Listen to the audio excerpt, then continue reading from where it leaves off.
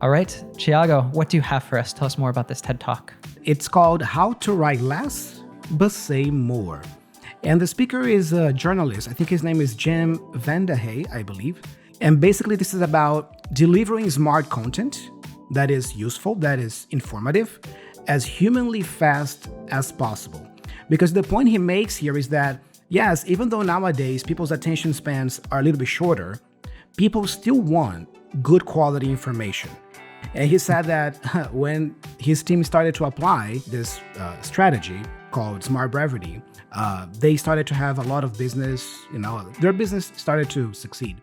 And in this clip that I selected, he's talking about one thing to avoid when writing. Write like a human. I see this in journalism all the time. I don't understand what happened to our species that when you put a pen in our hand or a keyboard in front of us, we suddenly stiffen up, think we're a Harvard professor or we're Walt Whitman, and we try to show off in our writing. Like if I was talking to you in the bar, I'm not going to use SAT words. I'm not going to talk in acronyms. I'm not going to use wordy clauses. I'm going to talk like I'm talking to you now. I'm going to talk like a human. So stop. Stop using those big terms. You think that people think you're smart when you use them? They don't. They just want to throw a shoe at you. Really cool, right? That's fantastic. I really loved what he said at the end of the clip here. Yeah, you think you're being smart using all those fancy words. No, people just want to throw a shoe at you.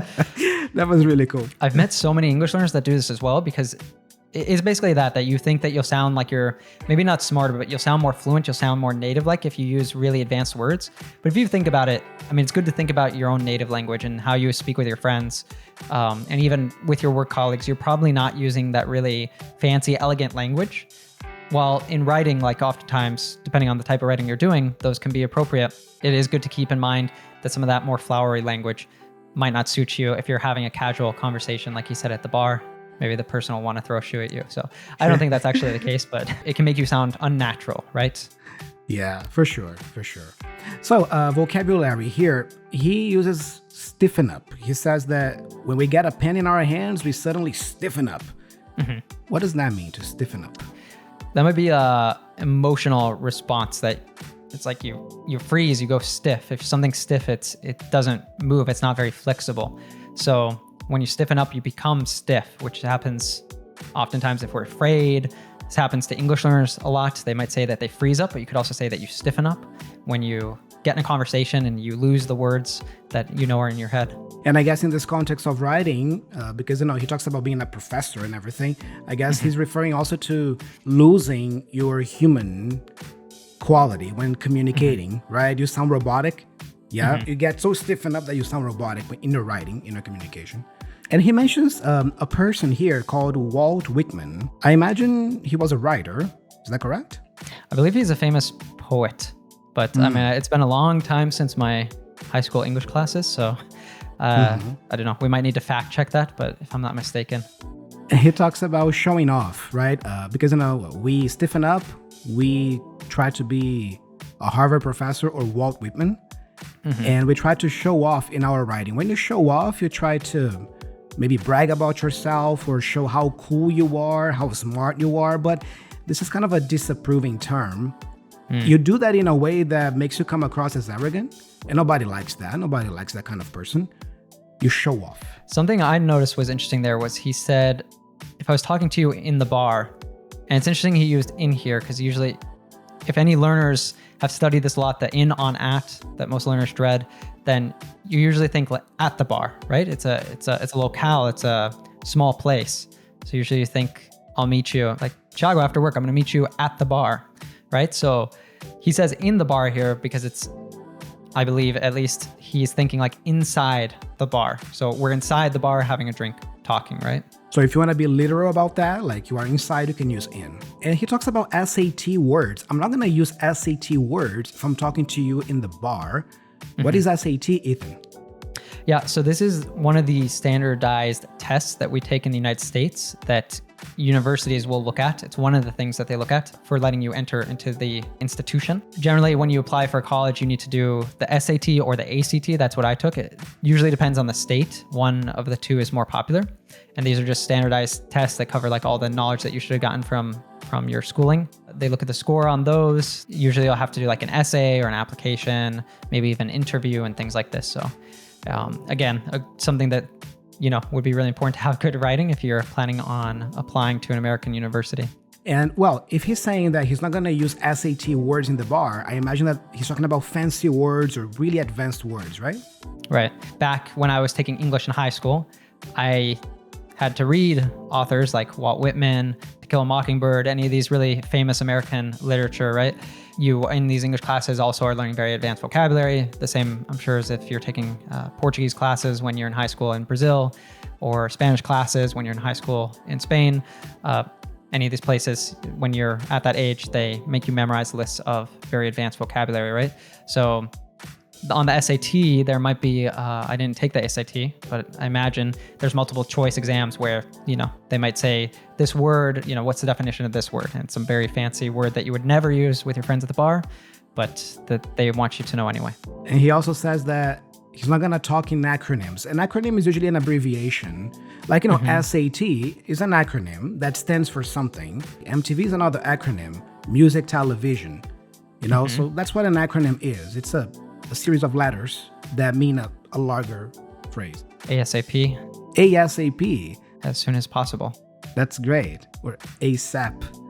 That's nice. IHOP. Yeah. Do you know what the IHOP is? Isn't that a place in the US, like a bar or something? It's a famous breakfast restaurant, the International House of Pancakes. Right. I'm not sure what makes IHOP. it international. Yeah. And he also says, I'm not going to use wordy clauses. A clause is a kind of a mini phrase, it's a part of a sentence. Yeah. Usually it has a subject and a verb. If you have a subject and a verb being used together, that's a clause. Some sentences have just one clause. Other sentences have multiple clauses. All right. Just to give an example of a clause here. Although he sings well, he hates karaoke. We have two clauses here because first we have he sings well. You see, I have a subject, he, and the verb, sing. Although he sings well, and then I have another clause, he hates. You see, he, the subject, and verb again. That's what a clause is. But what he's saying is, I'm not going to use wordy clauses. Something wordy is something that has many words, more words than necessary, like too long. Yeah, so he's saying that he's going to use short, simple sentences if he's talking to you at a bar. Yeah. I think a good rule of thumb is like, you should be able to say it in a breath, right? Anytime someone's rambling and they're having to take several breaths just for you to be able to get the idea of what they're talking about, then usually you're not being concise enough in your speaking. That's true. And we also had some nice connected speech in here that we took note of. So one that pretty much all the time you're going to see with connected speech is if you see in front of something. So he said in front of us, for example, or you could say in front of me. It's pretty much always going to be the same. So of would reduce to a schwa, and sometimes it keeps the v, but we can also drop the v. He did keep it here.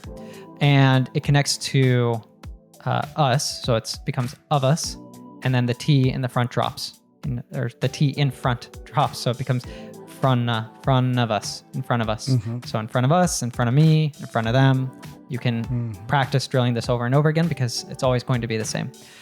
So he said, talking to you. I think he actually said this a couple times. So something that we often have in these ing words, right, is that we will drop the G. So talking, for example, becomes talkin'. And then we have the to, very similar to the of. It's a function word, so it reduces to an so we would just to.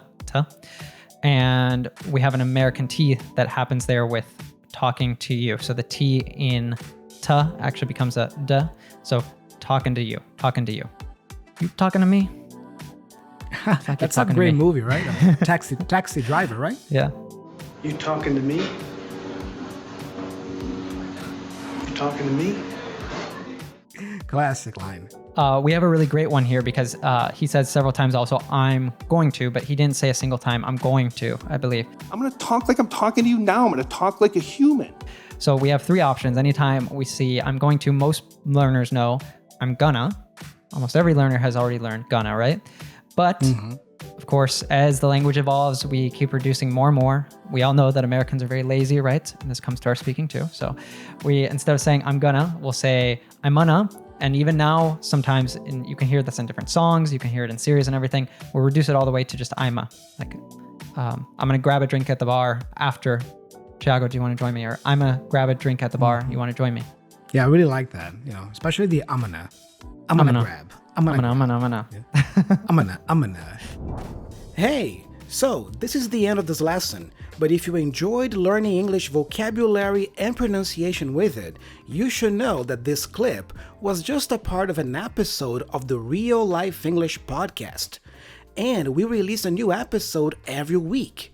So come check it out right now by clicking here on this video.